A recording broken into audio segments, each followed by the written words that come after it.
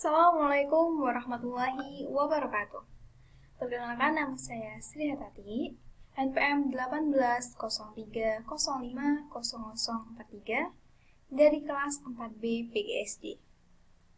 Di sini saya akan sedikit menjelaskan mengenai RPP 1 lembar yang telah saya buat guna memenuhi asesmen akhir semester genap periode 2019-2020 mata kuliah Pendidikan Bahasa Indonesia Sekolah Dasar.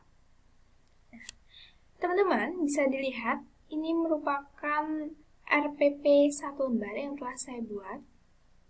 Saya kecil dulu. Nah, seperti ini desainnya.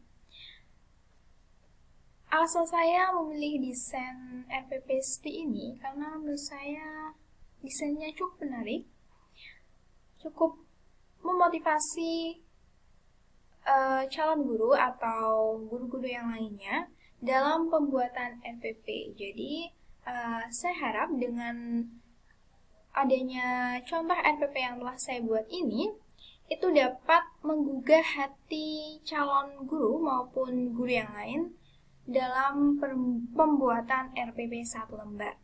Nah, kemudian untuk kelebihan RPP yang saya buat ini, nah mungkin sedikit berbeda dengan RPP yang lainnya, karena di sini sudah saya desain semaksimal mungkin untuk menjadi lebih menarik, seperti itu ya teman-teman. Kalau di RPP pada umumnya itu desainnya hanya Word ya, berupa Word saja. Namun di sini saya berupa desain, bergambar atau dapat menarik orang lain agar tidak bosan melihatnya, seperti itu. Nah, kelebihannya RPP yang telah saya buat ini, yang lainnya tentunya dapat membantu seorang guru atau calon guru dalam proses pembuatan RPP. Jadi ketika dulu itu guru harus bersusah payah membuat RPP berlembar-lembar, kemudian membutuhkan waktu yang cukup lama, seperti itu. Di sini keuntungannya adalah kita hanya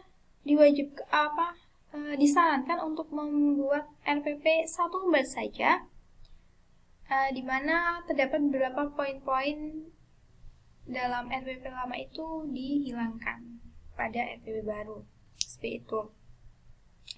Lebih singkatnya, RPP 1 lembar ini meringankan seorang guru ya dalam pengadministrasian, seperti itu. Kemudian mungkin banyak sekali teman-teman pertanyaan ya mengenai kenapa sih kok bisa komponen-komponen pada RPP lama itu berbeda dengan RPP yang baru. Mengapa sih komponen pada RPP lama itu masih lengkap, sedangkan pada RPP baru banyak sekali yang dihilangkan. Nah, sebelum saya membahas perbedaannya, saya akan memberitahu bahwa perbedaan pada RPP yang lama dengan RPP yang baru itu terdapat pada komponennya. Nah,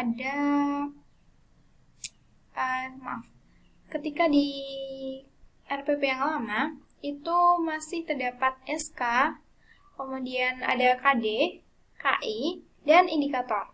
Namun di RPP yang baru atau RPP 1 lembar ini itu hanya terdapat identitas, tujuan pembelajaran, kegiatan pembelajaran, dan penilaian pembelajaran. Jadi, sudah tidak ada SK, KD, KI, maupun indikator, teman-teman. Mengapa sih kok bisa dihilangkan seperti itu ya? Mungkin pertanyaan itu selalu muncul dalam benak teman-teman sekalian. Kalau menurut saya, di RPP baru ini atau RPP 1 lembar ini, komponen-komponennya seperti identitas, tujuan, kegiatan, dan penilaian itu sudah merupakan poin-poin penting yang dapat menjabarkan dari komponen-komponen yang ada pada RPP yang lama. Jadi intinya ketika sesuatu yang sudah disederhanakan itu berarti intinya sudah merupakan poin-poin penting yang sangat mendetail begitu ya teman-teman. Begitu juga dengan RPP yang baru atau RPP 1 lembar ini. Seperti itu.